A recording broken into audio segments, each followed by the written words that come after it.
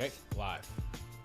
Yo, yo, yo, what up, Knicks Nation? You already know what it is. It's time for another Game of the Week preview. Year 3 of doing this. Let's get it going. And come on, what better way to start off the season than to go against the reigning champs? The New York Knicks are heading up to Boston to go face the Boston Celtics. They're going to be there on banner night. And who better to help preview this game is none other than Bobby Manning, all right? He's a reporter, a Celtics beat reporter for CLNS. And you can catch him on the Garden Report podcast doing post games, covering the Celtics as well. So make sure to tap in, lock in if you haven't already done so already. Make sure to subscribe, hit that thumbs up button for your boys, and make sure to support our sponsor, Underdog Fantasy. We're back, baby, with Underdog, so make sure to support them. Let's get into it, man. Bobby, how you feeling, man? How you doing today? I'm good. I'm excited. I'm ready to get going. And I'm so glad this is the first matchup we're getting. This is the first game of the NBA year. This is the matchup I think a lot of people envision being the East Finals and the two top teams in the East, as it was a year ago until the Knicks fell apart with everybody getting hurt. I'm still bummed we didn't get that East Finals last year, but maybe this is redemption this time around. Bobby, you and everybody else, especially in Knicks Nation. I know even Celtics fans, because I live out here in Boston too, that were looking forward to an ECF between the Celtics, the Knicks, the original two teams, the original NBA teams haven't moved from either city, right? And I'm hopefully we get that this year, man. I feel like the NBA knows that too, which is why they're starting off the season with this matchup. And look, what better way to start off this matchup than with a new look Knicks, all right? It's not, we thought we were getting Dante back, Julius Randle, maybe Mitch or Isaiah Hartenstein would be here. No, scrap all that. New starting five.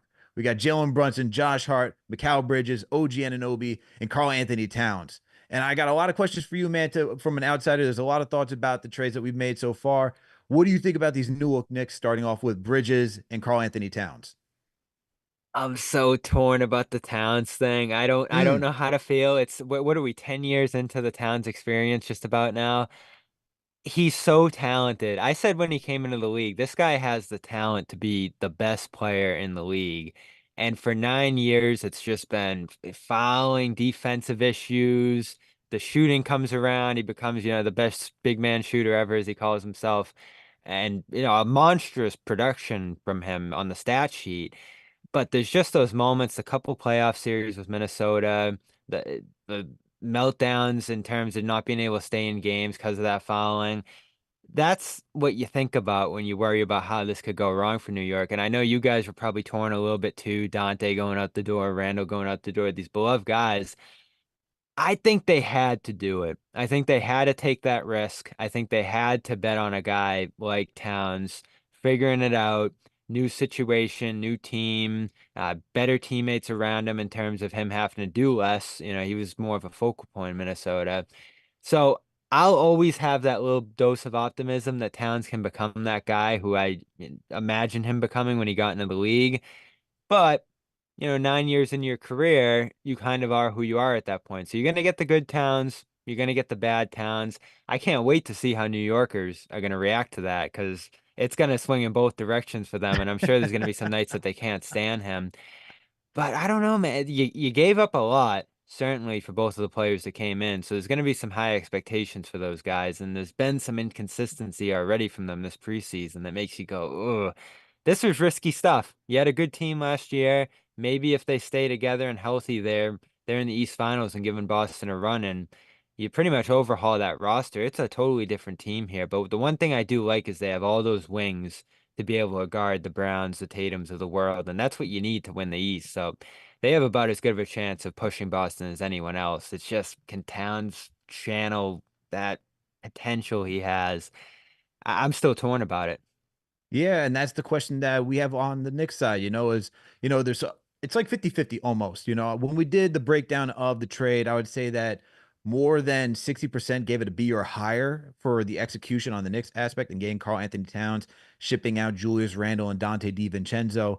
But watching it and seeing it, like, it's preseason, so I can't make too much of it, but you can see the potential of the offense. I think offensively, this is going to be a top 5 offensive team for the New York Knicks. If these guys stay healthy, what Cat does to allow Brunson just to attack the lane relentlessly, I think that's the difference maker. And then you can do the pick and pop, the pick and roll with those two guys. So, on the offensive side, I think it's going to be just a work of art when it comes to watching beautiful production from like a basketball standpoint. And what I compare it to right now is watching what Tyrese Halliburton and the Indiana Pacers did prior to getting Pascal Siakam on that team, where you had Tyrese Halliburton be the maestro, right? Brunson's going to have to do that because you don't really have another initiator in that starting unit. You don't really have another creator who's going to just bring the ball up the court consistently and then get everybody into sets and score when they want to. So that is going to be Brunson. Him and Halliburton share that same role. And then when you have somebody who is a better Miles Turner in this case, who can just shoot the ball, shoot the cover off the ball, like Karl Anthony Towns can from downtown, being a 40% shooter, offensively, there shouldn't be a problem. And then you hope that Mikal Bridges' jump shot starts to click. You hope that, OG, who looks like he's taking that good step in offensive productivity that we saw in the postseason last year.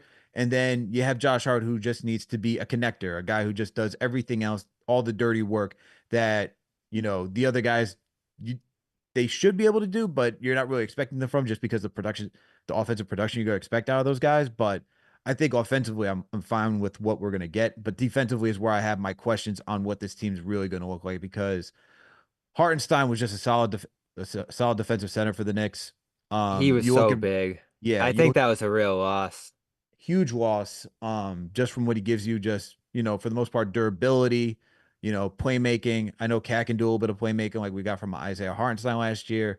But like from a defensive, like a rim protector standpoint, like the Knicks had probably an overkill at the center position when you have Mitch and iHeart healthy. Like defensively, those guys, it's a stout front court that you have. So that's where I'm wondering, can Cat do that? Because that's the issues that Cat has had since being in the league, is being that solid defender, and even why they went out and got Rudy Gobert when he was out in Minnesota, right? They want a defensive player of the year type candidate back there to shore up everything in the perimeter. And then you saw, based on how that roster was constructed, Towns had to be like either the fourth or fifth best defender in that starting five. So that's where I'm wondering, because Tom Thibodeau likes having that rim protector on the court. So this is really where the trade is going to make or break for me, kind of like defensively, because as much as I know that the NBA is like basketball is more of an offensive game, like you could play great defense, but the saying is in pickup is like, that was great defense. That was just better offense. Like I know offense is going to be tried and true and you need to score points, but you're going to need to get critical stops at some point. Like we can just think about the LeBron James block, right, on Andre Iguodala. And you need to have moments like that in order to win championships, move on to the next round. So that's the big question for me. But Yeah. continuing on the other trades, like what did you think about the Bridges trade?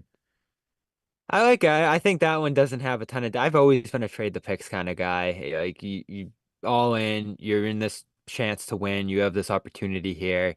Trade the picks. You'll deal with that down the line. It was a lot of picks. The Celtics had to trade two for Holiday, and one wasn't even their own. And then they traded one in a pick slot for White. So they didn't even have an all-in trade like this that the Knicks are doing here. So there's certainly some long-term risk that they're taking on here. But it was a big opportunity for them to be able to get another wing who can defend a bunch of positions. You know what he looks like in that role from his Phoenix days, and it's probably going to be a similar deal here in New York, where he's off the ball mostly, but able to chip in on the ball. And someone goes down, take on a bigger offensive responsibility burden. There's definitely some unevenness to his offensive game between the shooting that you mentioned and some of the struggles he went through at that top spot for Brooklyn in the year two. He had that great first year there where he looked like he was going to score, 20 plus points a game for the rest of his career there. But then in year two, you saw some of the inconsistency in terms of him being able to create there. But the good part is you have Brunson. So you don't have to rely on Bridges to do all that stuff. He can do what he's great at and what he's been great at in the past. I don't know what the shooting thing is right now. I see it floating around. I haven't taken a long look at it. It's worrisome, right? But it's also preseason. So, a guy goes through that and maybe he comes out the other side and it's all good there. But definitely not what you want to see as a first impression of him. But what you do know is that he can stay in front of tough offensive assignments on the defensive end. There's a ton of switchability here between he, OG, and the other guys along that perimeter for them.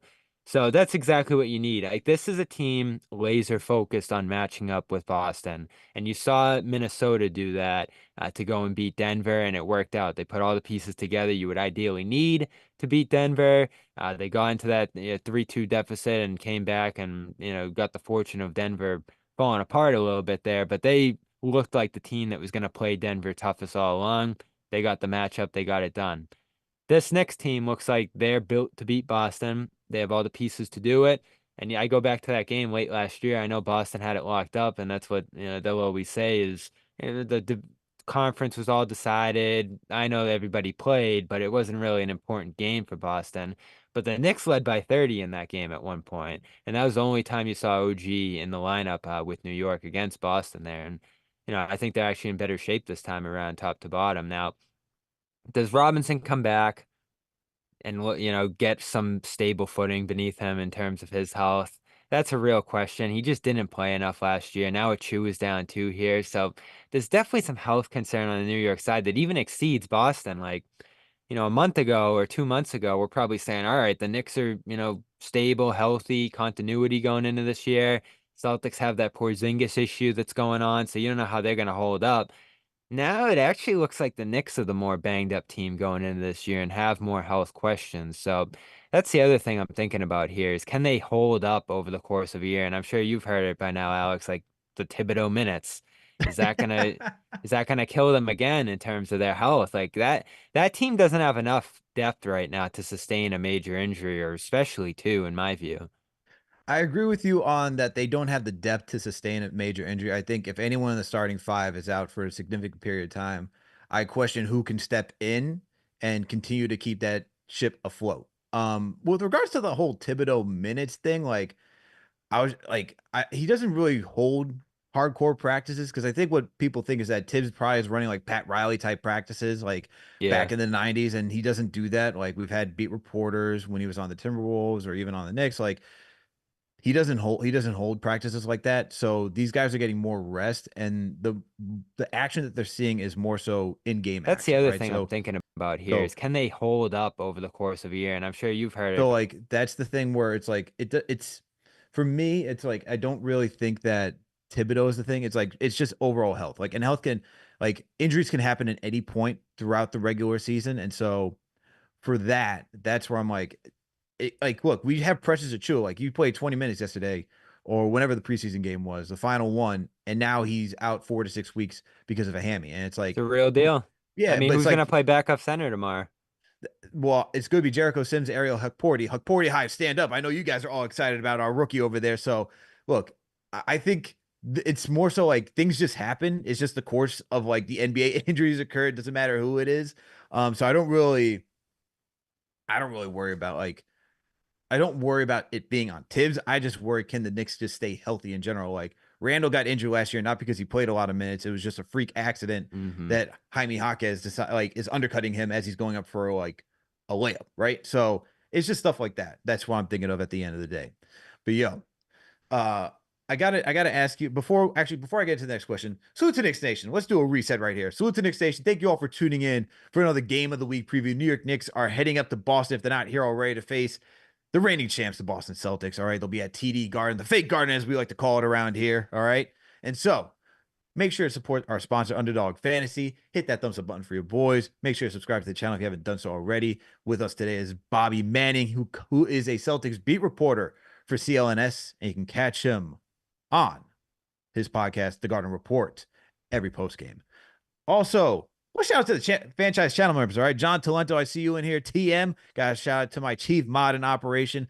G5 We, shout out to you. Rico World Peace. Rinaldo Maldonado, shout out to you as well. Joseph Chavez, shout out to you. We got, who else do we got in here? Who else do we got in here? Optimus 2G, shout out to you. Jay from Puerto Rico, shout out to you as well. JJ, my guy, what's going on, man? Reek Flair, shout out to you as well. Shout out to all of our members here today. Tune in for another game of the week preview. Do things. I see you in here as well, my man. I see you in here as well. All right, let's get back to the conversation. Let me just say this. You said the real garden. I do love MSG, man. Like, there's no trip I love more than going down there. I Thank drove you. down there a week ago. Saw Stevie Wonder there Oh, in the garden. Unreal show atmosphere. The basketball games there, of course, too. Uh, it's unmatched. And I do love TD Garden as well. Probably top three, top five for me. But I mean, it's the Mecca for a reason. I I can't lie. I appreciate the love from someone who covers the Boston Celtics and it is essentially a mass native. So I mean, I appreciate that love. And I'm sure the Knicks Nation appreciates that love and the flowers that you're giving Madison Square Garden. But back on topic, we could do more. We could do more flower giving at Madison Square Garden at the end of the show. Look, man, the one thing I like you talked about is this Knicks team being built to face up against the Boston Celtics in a potential ECF matchup. But there's no Porzingis, man, for this upcoming game. So what's the status with him? What's the outlook for him and his future with the Celtics moving forward? Like, what's the 401 on this guy? So I was worried. You go through this weird, wacky injury you never heard of. Something with like the way the like femur bone fits into the ankle socket and it's so convoluted, the injury he suffered.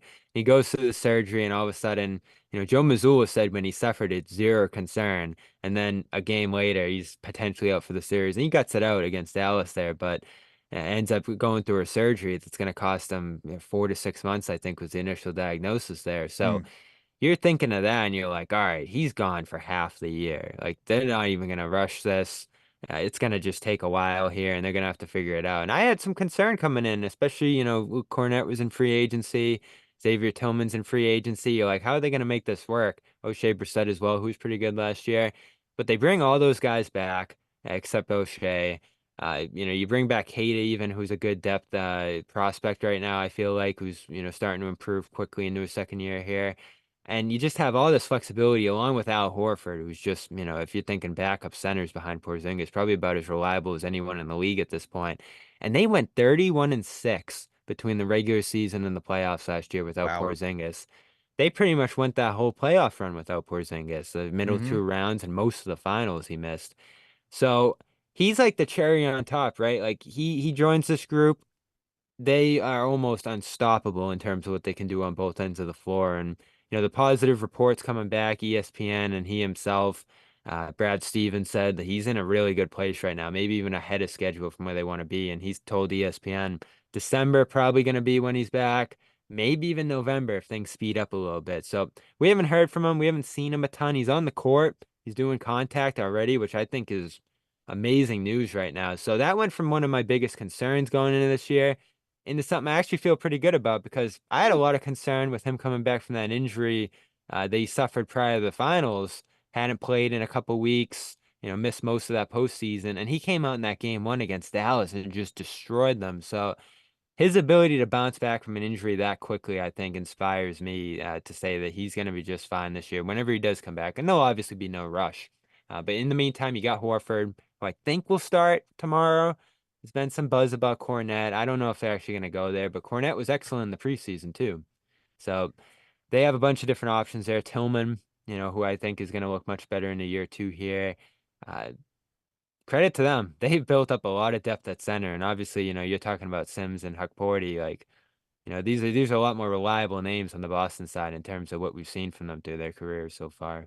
Even Luke Cornett, I just have to ask because, like, I mean, he was So once a Knick, so it's like to hear him being a starter is like what? So you guys have a different memory of Cornette than, everybody in Boston. And this is his fifth year in Boston, by the way, since he came Wow. over from Chicago. His journey, his transformation is unbelievable. It's one of my favorite stories covering this team so far. And I'm a big Cornette guy. You remember the New York Cornette launching threes, Oh sort of yeah, this I guy who remember just that stood on very the well. perimeter. He's a totally different guy now. This guy shot 74% from the field in the preseason. Took 1 3 last year. He never shoots threes anymore. It's all inside. Hmm. And I think he had 12 rebounds per 36 in the preseason. Like his rebounding has come a long way. He's a very smart defender positionally. He's gotten stronger and a great passer. He initiates a lot of offense out of the high post. So he went to the G League, transformed his game, a lot of injuries, but he now is a very steady backup center and a guy who I have a lot of belief in. Now, they were hyping up him starting a little bit, maybe going with different options at center. I don't know if they're going to do that. But in terms of him being the backup this year with Porzingis out, I think they feel really good about him, and he played great in the preseason. Okay. Okay. Interesting. I just have a different view of what Cornette was on this team. Celtics So, fans do. I've been selling as much Cornet stock as I can to my audience, Celtics fans. They're not buying. I don't know if it's because he looks a little goofy or like, what he was early in his career, but he's come a long way. I'm the biggest Cornet believer there is. hey, More power to you for being a big Cornet believer. But let's get on to where the bread and butter of this matchup, okay? Because it is Jason Tatum and Jaylen Brown going against what we have designated here as Wingstop. All right, I did not mince words. Wingstop with OG Anunoby and Mikal Bridges. I mean, look, I know Tatum and Brown have to be hungry after all the disrespect this past offseason, the questioning of whether or not the championship should mean a lot because they had a easy path to the NBA Finals where most of the teams were dealing with injuries, right? What do you think? This is a two-part question. One, are they charged up looking to like make a bigger statement this year? And two, what do you think about that matchup between our wings? Ooh, the wing matchup is interesting, but I'll go with the inspiration, whatever, motivation they have coming off the off season. I think that stops them from being complacent, certainly. I don't know if it's extra. I feel like this team, they were so set in their roles last year, and they obviously have almost everybody coming back, which is, I think, almost unprecedented for a championship team. They just have to do what they did last year. And there's obviously going to be some wrinkles. We talked about the Porzingis apps and stuff like that. But Tatum, growing as a passer, Brown sliding into more of that secondary role, being a guy who finishes plays rather than initiates them a lot of the time. Horford doing his thing, and the guards just being the guys who bring it all together. This team, I think everybody knows what they need to do. So it's not about trying to do extra or trying to expand beyond what you did last year, prove yourself and all that. And, the accolades will come. Will Brown be all NBA this year? It's a tough race when everyone's healthy, but he puts himself in that conversation by what he does with this team. Missoula, I know he doesn't care at all about coach of the year, but he should be closer there this time around if they just do what they did this time around. And, the big thing last year was they can sit guys, they can rest guys. Jalen had a joke actually at media day that when they play Detroit, they can just play Pritchard and have him score 30 points and still win. And that's what they did for a lot of last year, Mm-hmm. against lesser competition or when the schedule got wacky or injuries happened or all the rest. That's why they won 64 games. So I don't think there needs to be extra motivation. Now, Brown and Tatum need to keep growing. Like, I think as time goes on, there'll be more responsibility on their plates. There'll be less help around them. So their growth's going to have to continue here. But in terms of this year, where everybody's back, everybody looks like they're able to replicate what they did a year ago for the most part, I think it's just kind of holding the line now. Now, in terms of the matchup on the wing, it's tough. Like, OG's a guy to me who's should be in that defensive player of the year conversation if he plays enough games. And that's the big, back to our health discussion there. Can he get to 65? If he gets there, he should be in that conversation because he's so disruptive, such a steady hand on that end, and can play a variety of matchups. I think he'll actually play maybe a little five tomorrow because he's capable of doing that too. So that guy impresses me a ton. Is offensive questions there with the shooting between he and Bridges. Are they going to get to like the level you need to? Because Boston shot 53s a game during the Mm-hmm. preseason. So you're just going to be racing that as an opponent. But in terms of being able to stay with those guys, put pressure on them, I think that's so key because when you double team Tatum now, he's just able to pass out of it with ease. I mean, he had 6, 7 assists a game in the preseason. The pressure doesn't really phase him anymore the way it used to. So I think you have to be able to guard straight up, and the Knicks have the ability to do that, switching maybe even 1 through 5. Like, Towns, I look at him and he's a little more capable than most center. Not to say that he's going to be switching out on the perimeter a ton, but he's more capable than a Mitchell Robinson or, some of these other guys who are playing back more than of being able to go on the perimeter and stuff. So, I really respect what the Knicks have been able to do here on the defensive end. The one question I have is that Brunson piece. Like, can you hide him effectively enough? Because the Celtics are so good at hunting the weakest link out there on defense, putting them in, actions over and over and over again and just making those guys work. So that's what the Knicks are going to have to figure out a way to counteract there, no matter, whatever that is.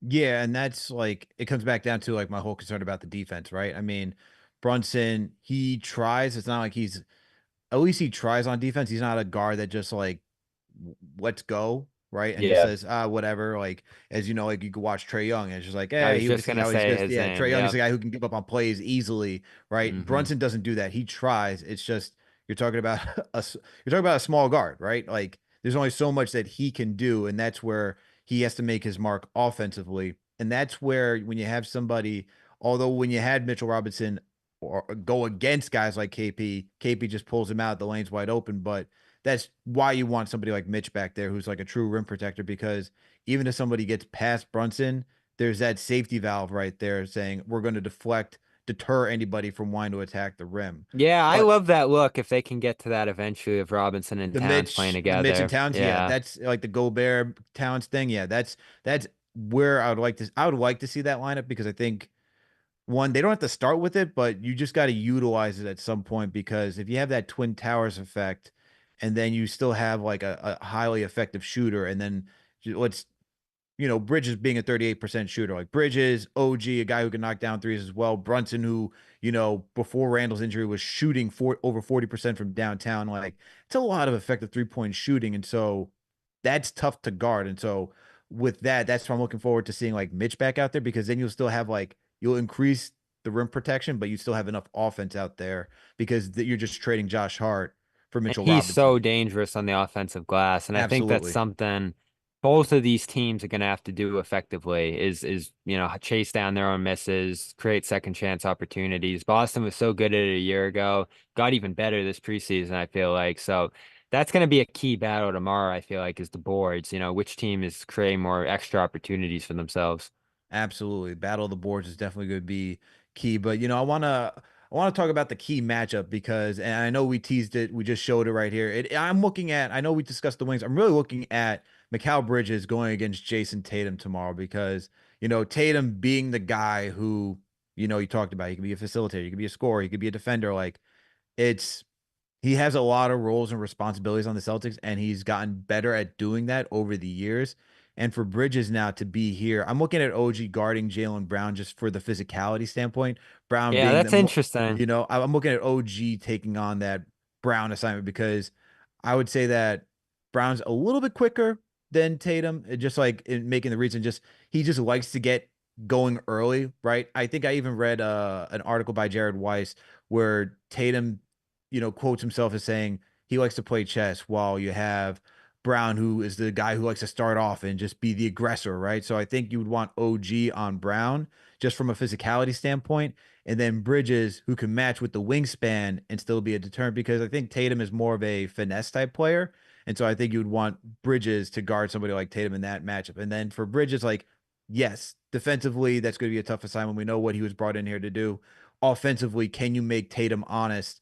And that's where I'm wondering, because look, he's gone 2 of 19 in the preseason from shooting from downtown. Not a great look from a guy. And shout out to James Edwards, the new beat reporter for the New York Knicks, still with the Athletic. He was just covering the Pistons, and he asked him about changing his jump shot. And Bridges talked about essentially trying to find his college jumper, and that he's been tweaking it every year that he says, and he's still looking for it to match what he was doing at Villanova. So I'm looking for that shot to start falling.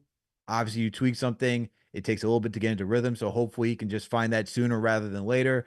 But for Bridges, I just want to know, can he keep Tatum on it? Because if he's going to be shooting threes like he has been this preseason, you're making Tatum's job a little bit easier if he's going to be guarding him in this matchup.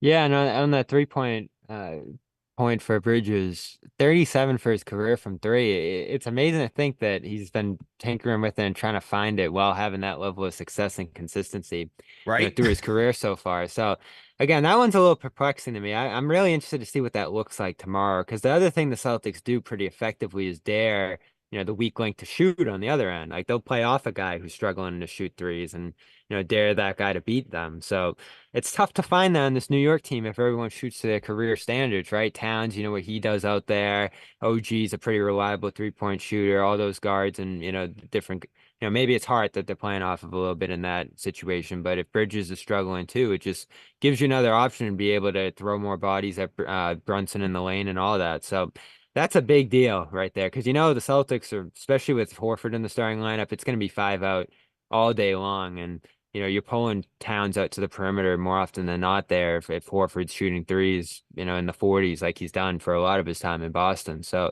it's going to be a big challenge for New York defensively here. There's just so much spacing for Boston. The fact that you said it, you might have to pull OG away from Tatum because of how dangerous Brown is and how just strong he's gone. I mean, he athletically this preseason, this training camp just looks on another level. And he was already so efficient last year, already so dangerous. He had the third most transition possessions per game Mm. in the NBA. So he's always getting out on the break and getting them going and super efficient in that department too. A great finisher in the lane. So there's just so much you have to worry about between those two. And, speaking of shooting struggles, Tatum had them in the playoffs, 28%. In the Olympics, he didn't hit a three. So he dealt with that too. And then he comes out in the preseason. He revamped some things, worked on it over that couple weeks he had there, and comes out and shoots 43% from three in the preseason. So if he has that going, that step back, the ability to beat a guy one-on-one from outside, and he's going to shoot a lot of threes. His team's going to shoot a lot of threes, as I said. That's where it gets daunting because that's when you have to bring help. That's when you have to try to get the ball out of his hands. And you're talking about like Holiday, White, Horford, Brown, all these guys that can beat you in so many different ways in the other places. So I'm interested to see, like, Toronto preseason, they try to throw extra help at Tatum. Philadelphia, they didn't play anybody, but they were throwing double teams at Tatum. And he just gets right off the ball now when that happens. And you're letting other guys beat you at that point, and they have a lot of other guys that can beat you in Boston. So can New York play him straight up? Can Bridges play him straight up? That's going to be the challenge I think they face. Can you switch? Can some of the guards, Hart, Brunson, try to play up in those matchups a little bit? That's what it's going to take, and it's a daunting task. Like the Knicks, the whole league's up against it. Like the Celtics did what they did for a reason last year, and you can say easy path and all that, and they caught some breaks. They did. But they were also the best team start to finish. I mean, they had a plus 20 net rating in the preseason. Like, they are just on another level. And, I came up with all these questions last year, like, could this team give them a tough time? Could this go wrong? And, like, I tried to play out every scenario where this team didn't win in my head. And they just kept checking the box, kept passing the test. And that's continued into this preseason. So I think the spread's 5 tomorrow, right? If I had to pick that, one way or the other, I'm going Boston there. Mm. I think it's gonna be a close one tomorrow, but hold on for a second. We got before we go into that. So, the Knicks Nation, thank you all for tuning in for another game of the week preview. With me on the other side is Bobby Manning. He reports on the Boston Celtics for CLNS, and you can also find him on his podcast, Garden Report, for all post game for all Celtics related material. Also, we're back with Underdog Fantasy. Support our sponsor, Underdog Fantasy. Use that promo code KFTV to get up to $1,000 instant bonus match with your first deposit. So use that promo code KFTV to get up to $1,000 instantly in bonus cash with your first deposit and a free pick. And make sure to choose higher or lower on 2 of your 8 favorite players' stats when you're making a selection. All right. So when you go there, you can choose between any sport. Obviously, this being a Knicks podcast, Knicks show, we like to focus on the NBA. So you go to the NBA, choose 2 players, choose higher or lower on any of them, whether it be rebounding, points, and assists. And hey, earn some money that way, all right? But remember, use that promo code KFTV to get up to $1,000 instantly in bonus cash with your first deposit.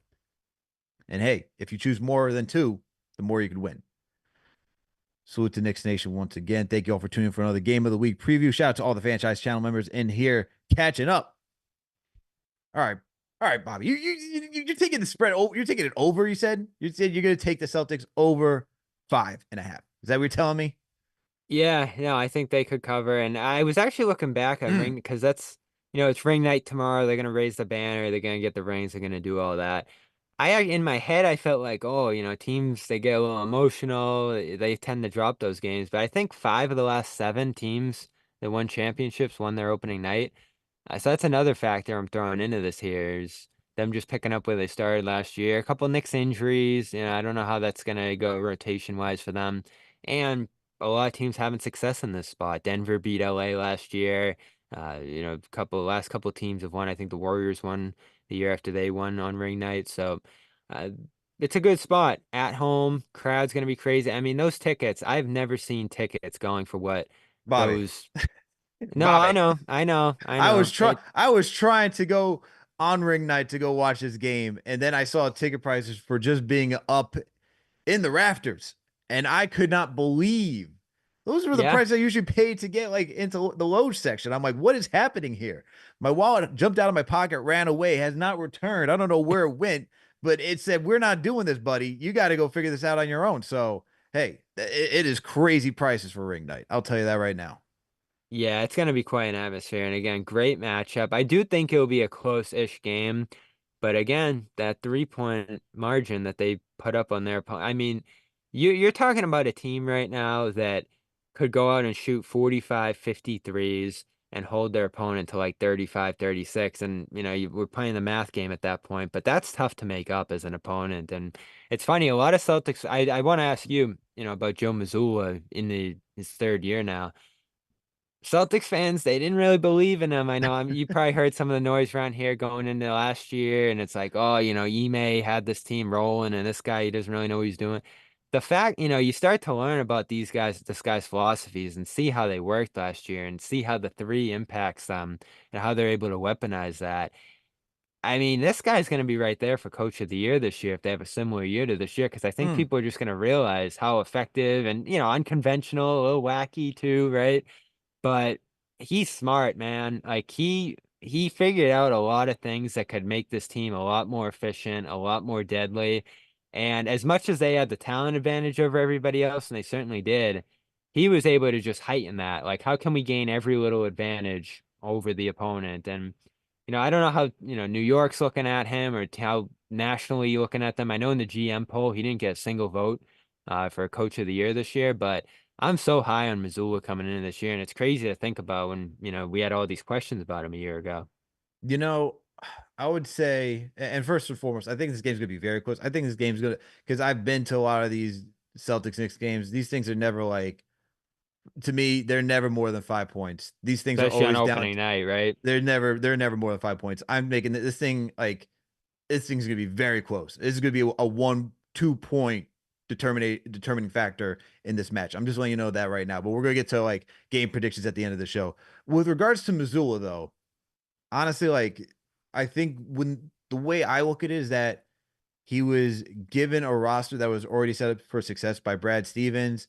You watch what Ime did, how they like in his first year took him all the way to the NBA Finals. It's like, okay, this guy has been gifted essentially a No great doubt. roster, right? So it's like at this point, it's like when he first made it back to like the ECF, and I know they lost to the Heat. It's like, well, first year head coach. I actually felt bad for him. I was like, he shouldn't really be fired. This is his first year like in this Brutal position. spot. Yeah. So, and I know like he had the whole timeout issues, like when to use timeouts and this, that, and the third. But I'm like, honestly, like I think to me, it's just like it's just so hard for anybody to really gravitate to how good of a coach he is because he's got a talented roster. So like I would need to see something like what they do out in OKC or what they do like, wherever it's a young team. You can even Getting use the the Raptors right now, right? Like let me 31 see and what it looks 6 like. without Porzingis. Yeah, I know. I understand that, but it's like to me, it's like I need to.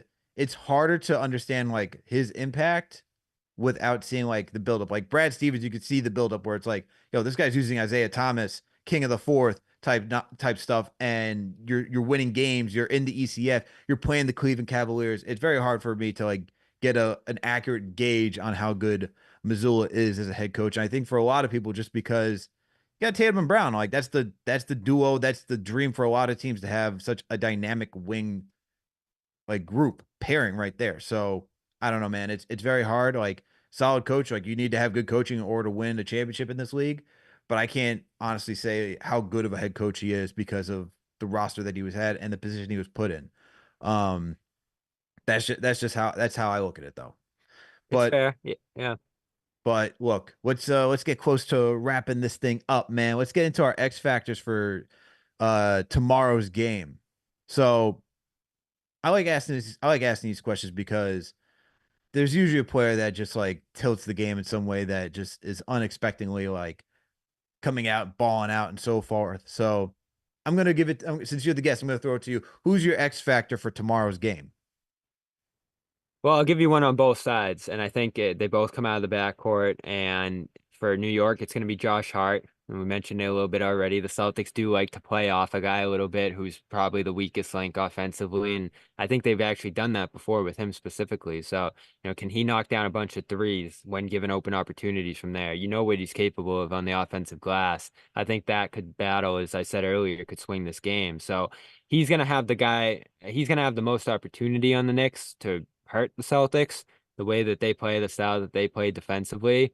And on Boston's side, he's going to be their biggest guy off the bench, most minutes off the bench, I think, in this game. And it's Peyton Pritchard, who is just out of this world in the preseason. 48% from three, 9 assists per 36 with only one turnover. And you see, with more opportunity that you give him, it feels like he takes more and more. And if he gets rolling off the bench in his first stint, maybe he's playing a little bit more minutes in this game and, spelling a guy like Holiday, who didn't play a ton in the preseason, probably easing into this season a little bit. You don't want to play him a ton. You don't want to play Horford a ton. I mentioned Luke earlier, a guy who's going to have to spell him a little bit. So, those guys like along the edge of the rosters, like, Brunson's going to bring it, Tatum's going to bring it. Those guys are all going to have big games. I think it's going to come down to a role guy to swing this game. And, Hart's going to have a ton of opportunity to do that. Pritchard, one of the hottest guys in the league coming out of the preseason. So I think those are two guys to watch for on the edges of the starter bench thing there that could swing this game. Okay, okay. I can see the Peyton Pritchard thing going on there.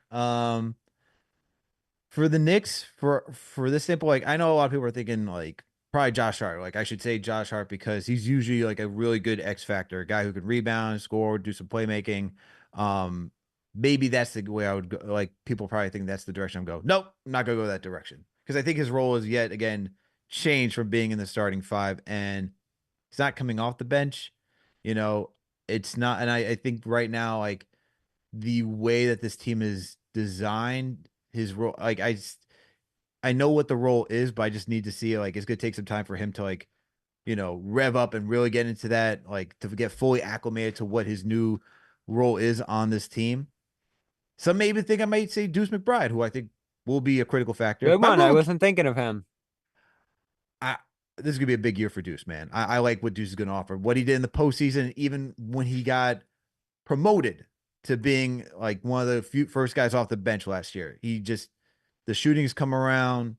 The like his defense has always been there. I like this preseason where he's starting to drive a little bit more, trying to create.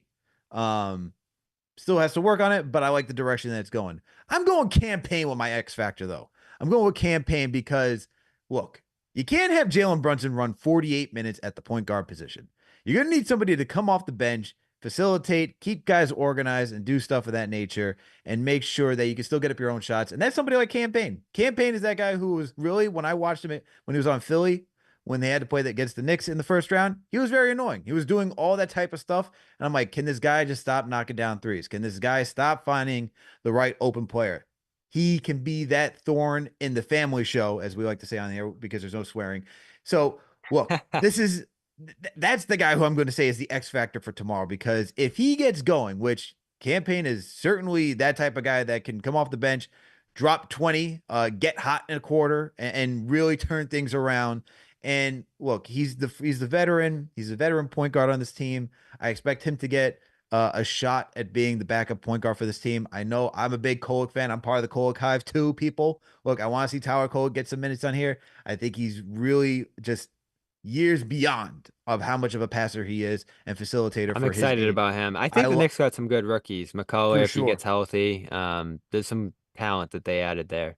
Yeah, Porty, Kolek, Dadier has really come around too from what I saw in the summer league. So Yeah, I wonder how good. much he'll play. We'll see. With Shamit, sorry, not Shamit, with Shamit out, he should potentially get some minutes here and there. Porty with Precious out, I expect him to get some minutes too. But it's Campaign, everybody, for me tomorrow. That's the guy who I'm expecting. And so, Well, it's the simple answer. It's not really an X factor, I guess, but the guy who can swing this game in the most massive way is Towns. Like that's what I said at oh, the beginning of yeah. the show. You're in your prime. You're going up against Horford, who, again, I'm a huge Horford guy. What he's done these last 3 years is amazing.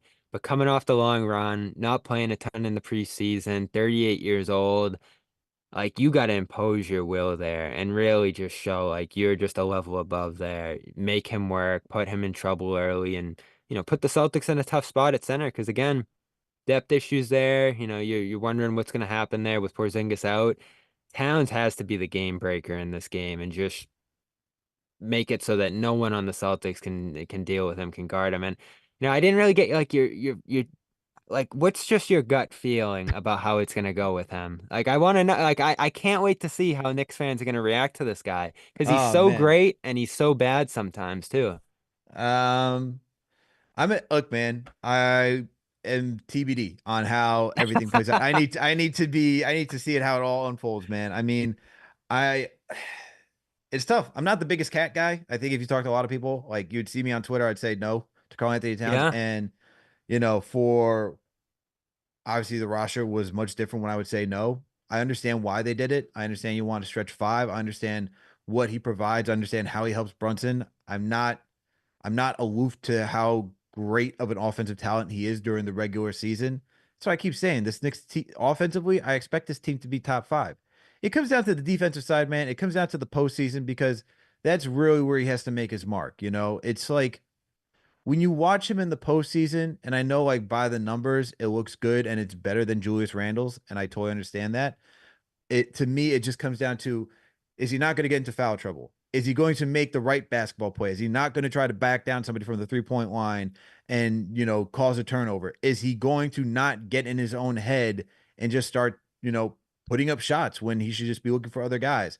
Is he not going to be a little bit more fancy than just be more practical when it comes to passing? Because at times he likes to be flashy with his passes in moments where you just got to keep it simple. And so for me, I'm like, can he do those things while can he be a good defender? So there's still a lot of questions on that. Regular season, he's going to be good. I expect this Knicks team to still be good. I expect this Knicks team to be right up there competing with the Boston Celtics for the number one spot in the East. But it all comes down to the postseason, and that's what this move is all about. What the front office did was push in saying we got a championship roster and we're going to go for that title right now. So I want to see it all play out, and that's where we'll make the evaluation. That's why to me it's like a TBD because I know what he could do offensively during the regular season. That's not a question. Um, it just comes down to the postseason. yeah, and he's struggled there immensely. Last year, I do think he turned it around a little bit, fouled just a little less, found that role at the four, and you said it earlier, and it's so true. If he can get into that four spot next to Robinson and those two guys are healthy and you're playing big for the playoffs, with that combination, Hart's off the bench and you're a little deeper at that point, that's where this team could really reach its potential. And, there's a chance they could win the East. Like they are one of probably three, maybe four teams, depending on what goes on in Milwaukee, that can legitimately say, you know, we're going to win the East. And with all that's gone on in Philadelphia, like it's hard to have confidence in them actually getting it done, having Embiid healthy, going through that full season that they've struggled so much to put together. The Knicks, again, they had all those injuries last year, but a team that talent-wise was probably a little weaker than this one easily could have reached the finals a year ago if things went in a different way. So there's a world where it happens. And, just off the top, like I'd probably put them third in the East right now in Who, terms of Knicks? their standing. Yeah. I'm going top two, man. They're going to be. To me, they're competing No, with I them went, for yeah. them. I They're competing for the number one spot. I get the whole Philly thing. I I see get that it, but one I really don't swings. get it. I don't. Like if I honestly. Embiid's healthy there But too. that's the thing, man. If Is he's is not, if they're he's like seven. healthy, it's for Yeah. both him and PG. If these guys are healthy, we already got Embiid saying that he's not gonna be playing back to backs from here throughout in the future. Paul George got hurt by hyperextending his knee. I mean, like this is why I'm like, don't sell me on the Sixers, man. And when I hear everybody else like Sixers this, Sixers that, I'm like, this team has yet to prove in anything. They have a top five, top three MVP. This guy won MVP and he is yet to make it out of the second round. And look, what he did to Mitchell Robinson last postseason, I sour. On I've one soured leg. on this guy. Yeah, man, soured on this guy whatsoever. So look, man, uh, this guy, I don't want to talk about Joel Embiid. How The Sixers are fake in about my the eyes. Bucks? Are you a Bucks believer? I think there's too many injuries with Middleton. Brooke Lopez is hurt too, so like there's a lot going on. But look, They're man, old. Knicks compete for that number one spot. It's Knicks Celtics, honestly, in my eyes. That's how much I believe in like that. Like I have my questions about Cat, but once again, offensively, regular season, this team's going to be right there. If all these guys stay healthy, they're going to be right there. No doubt about it. So, Bobby, before I let you go, though, man, and appreciate you for joining me today and previewing this game, let's get your predictions for tomorrow. So, who do you think is going to win tomorrow's matchup between the Knicks and the Celtics? I have the Celtics. I think with the emotional charge of that pregame ceremony, how well they've played in the preseason, injuries on the Knicks side, I think that they have the edge in this game. And again, I think last I saw the spread, it was around 5. I think they can cover that. I think that late in this game, and it will be a close game for most of it. I don't think this is going to be a runaway in either direction. I think they'll be able to cover that in the end. And again, it's Tatum, it's Brown doing what they did in the preseason. Horford, I think, will start this game at the very least and give them a good option inside against Towns. And then you get into that depth. Like it's, you mentioned McBride.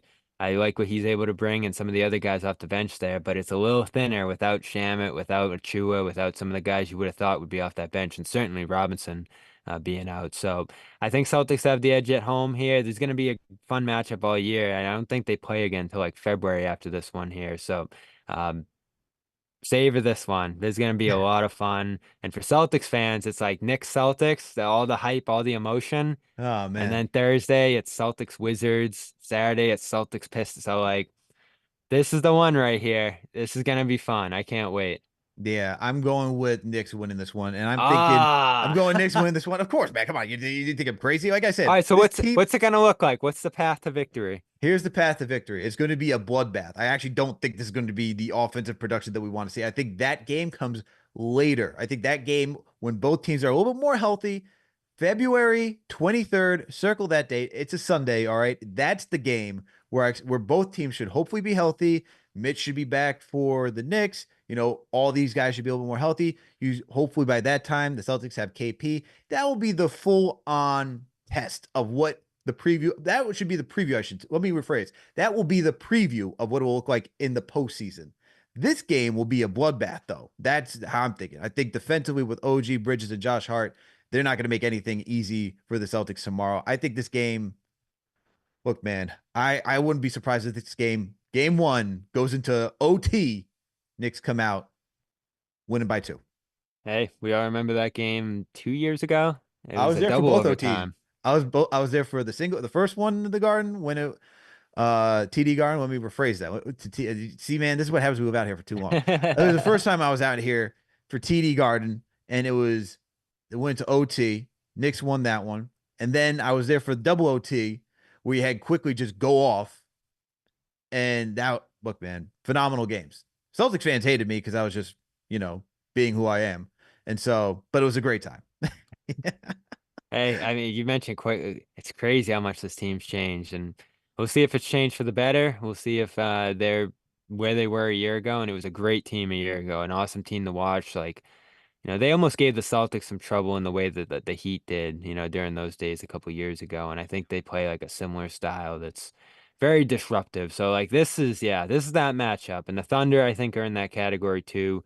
The two biggest teams that are going to play the Celtics the toughest this year. And Celtics did go 4-1 against them last year, but it's a different team.